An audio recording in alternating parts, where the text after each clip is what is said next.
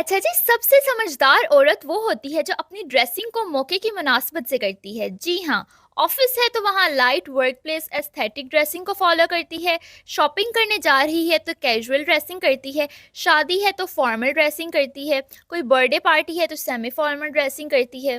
आज मैं आपको ऐसी 5 टिप्स बताऊंगी कि किस तरह आप थोड़ा सा अपनी पर्सनैलिटी पे काम करके किस तरह से प्रेजेंटेबल और रिच लग सकते हैं। तो चलिए जी, इस इंफॉर्मेटिव और बहुत ही मज़ेदार वीलॉग को स्टार्ट करते हैं। अस्सलाम वालेकुम and welcome back to my YouTube channel home maker Zahra. उम्मीद है कि सब ठीक ठाक होंगे। अल्हम्दुलिल्लाह मैं भी बिल्कुल ठीक ठाक हूँ। पॉइंट नंबर 1 जी, always wear ironed and well fitted clothes. Rich लगने के लिए आपने हमेशा अपने साइज के कपड़े सिलवाने हैं, ना आपने बहुत ज़्यादा लूज और ना ही बहुत ज़्यादा टाइट कपड़े पहनने हैं। आप थोड़ा सा लूज अपने कपड़ों को रख सकते हैं, लेकिन ध्यान में रखिएगा कि बहुत ज़्यादा लूज ड्रेसिंग से भी आपकी लुक र्यून हो सकती है। इसके अलावा आपने हमेशा प्रेस और आयरन क्लॉथ्स पहनने हैं, यानी आयरन कपड़े पहनने हैं। अगर आपने महंगा ड्रेस भी पहना हो लेकिन आपका ड्रेस आयरन ना हो तो वह सस्ता और चीप लगेगा। सो अच्छे से वेल आयरन कपड़े पहनिए, इससे आपका प्रोफेशनलिज्म और रिच लुक जाहिर होती है। हाँ जी, और एक और बात जी, रिच लगने के लिए आपने ना बहुत ज़्यादा फूलों वाले और चमक धमक वाले कपड़े नहीं पहनने। हाँ, आप शादी पे और इस तरह के इवेंट्स पे पार्टी वियर में आप पहन सकते हैं, बट नॉर्मल रूटीन में आपने कोशिश करनी है कि आप सॉलिड्स और लाइट कलर्स वियर करें। जैसा कि आप beige, skin light pink, blue, white colour wear कर सकते हैं। लाइट कलर के कपड़े वेयर करने से आप एलिगेंट भी लगेंगे और आपसे रिच लुक भी आएगी। पॉइंट नंबर 2 जी, ऑलवेज वेयर क्लीन शूज। आपके पाँव और आपके जूते आपकी शख्सियत के आईनादार होते हैं। जब किसी शख्स की आप पर नज़र पड़ती है तो सबसे पहली चीज़ जो वो नोट करता है वो है आपके शूज़। जी हाँ, ये चीज़ रिसर्च से साबित है कि अगला बंदा आप में सबसे पहले, फेस से भी पहले आपके जूतों को नोट करता है।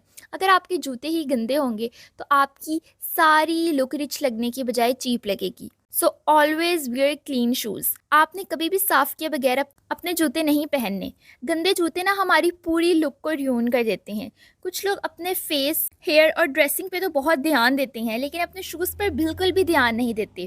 तो आपने कोशिश करनी है जी कि आपके शूज़ हमेशा साफ़ सुथरे रहें। ज़रूरी नहीं कि आपके पास बहुत ज़्यादा शूज़ हों, बेशक आपके पास थोड़े शूज़ हों, मगर वो साफ़ सुथरे होने चाहिए। अच्छा जी, शूज़ को भी आपने हमेशा मौके की मुनासबत से पहनना है। अगर आप अपनी यूनिवर्सिटी या ऑफिस में हील वाली जूती पहन के चले जाएंगे नॉर्मल डेज़ में, तो ऑब्वियसली आपकी चीप लुक लगेगी।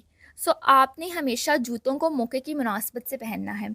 आपका ऑफिस है तो आपने आगे से क्लोज्ड टोड शूज़ पहनने हैं। आप शॉपिंग पे जा रहे हैं तो आपने इस तरह के शूज़ पहनने हैं कि आपको शॉपिंग करते हुए चलने में आसानी हो। अगर आप लॉन्ग शर्ट्स पहन रही हैं उसके नीचे भी आपने क्लोज्ड टोड शूज़ पहनने हैं, वो ज़्यादा डिसेंट लगती हैं। या लॉन्ग शर्ट्स के नीचे मिनिमल सी हील भी नाइस लगती है। अच्छा जी, पॉइंट नंबर 3 की तरफ आते हैं, इन्वेस्ट इन हैंड बैग्स। अच्छा जी, रिच लगने के लिए ना आपने कभी भी मैचिंग हैंड बैग नहीं पकड़ना। अच्छा जी, रिच लगने के लिए ना अब आपने अपने आउटफिट के साथ ना डिफरेंट कलर का हैंड बैग पकड़ना है। वो ट्रेंड ना बहुत ही पुराना और चीप हो गया है, जब सेम सेम कलर के, जिस कलर का ड्रेस होता है उसी कलर के हैंड बैग्स वुमेन्स पकड़ती थी। ठीक है जी, अब आपने ना फॉर एग्जांपल आपने डार्क ब्लू कलर का सूट पहना है तो आपने उसके साथ अगर आप मैरून कलर का हैंड बैग पकड़ेंगी तो इससे आपकी लुक बहुत ही इन्हेंस हो सकती है। अच्छा जी, आपका हैंड बैग ना आपके शूज़ से मैच होना चाहिए, ना कि ड्रेस से। अच्छा जी, हैंडबैग्स में रिच लगने के लिए आपको एक टिप दे दूं कि आपने कभी भी फेक ब्रांड के लोगोस वाले हैंडबैग्स बिल्कुल भी बाय नहीं करने। इससे बहुत ही चीप लुक आती है। आप ब्रांडेड बैग्स लें, बेशक एक दो ले लें, लेकिन उन कलर के बाय करें जो आप हर ड्रेस के साथ इजीली कैरी कर सकें। वैसे भी मैंने आपको स्टार्ट में टिप बताई है कि मैच हैंडबैग्स पकड़ने की ज़रूरत नहीं है। इसी तरह से आप फॉर्मल और सेमी फॉर्मल फंक्शंस पे भी जो क्लच लें वो भी एक दो ब्रांडेड बाय कर लें। जैसे कि आप सफ़ायर, बीच ट्री, ईसीएस वगैरह से ब्रांडेड क्लच बाय कर सकते हैं। इसके अलावा जी ये देखिए, मैं आपको अपनी थोड़ी कलेक्शन दिखाती हूँ। ये गोल्डन क्लच देखिए कितना एलिगेंट और ब्यूटीफुल लग रहा है। अच्छा जी, ये देखें, जैसा ये ब्लू वाला मैंने सफ़ायर से बाय किया है, देखिए कितना नफीस इस पे मोती का काम है। इसके अलावा जी ये रेड और गोल्ड मैंने ईसीएस से बाय किया था। ये देखिए किस तरह से कितना ब्यूटीफुल इस पे ये जाल सा बना हुआ है।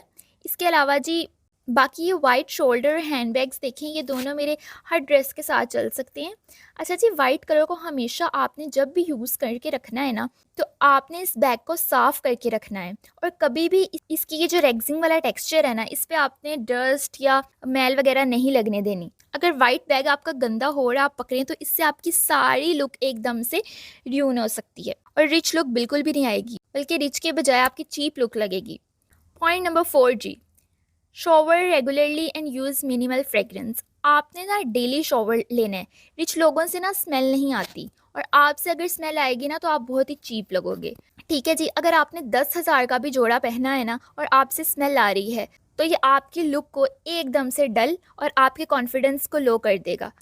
अगर आपकी बॉडी से स्मेल आती भी है, तो आपने रोल ऑन्स और रोल ओवर्स इस्तेमाल करने हैं, और बॉडी मिस्ट यूज़ करनी है। बॉडी मिस्ट ना बेसिकली बॉडी के लिए बनी होती है, ये परफ्यूम से डिफरेंट चीज़ होती है। बॉडी मिस्ट आपने अपनी बॉडी पे लगानी है।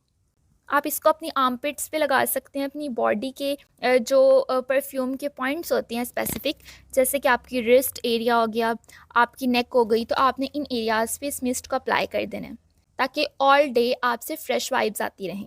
और अगर आपसे एक्सपेंसिव और अच्छी फ्रेगरेंस आएगी, तो ऑटोमेटिकली आपकी लुक बहुत ज़्यादा रिच लगेगी। और आपने लोकल परफ्यूम या मिस्ट कभी भी बाय नहीं करनी। आपको मैं यही कहूँगी कि इसी तरह से आप ब्रांड से बेशक 1 या 2 फ्रेगरेंस बाय कर लें, बट ब्रांडेड और एक्सपेंसिव फ्रेगरेंस बाय करें, और ऑफ प्राइस में बाय कर लें, बट चीप फ्रेगरेंस से आपकी सारी लुक र्यून हो जाएगी। पॉइंट नंबर 5 जी, use jewellery according to the event. आपने ना ज्वेलरी हमेशा मौके की मुनासबत से पहननी है।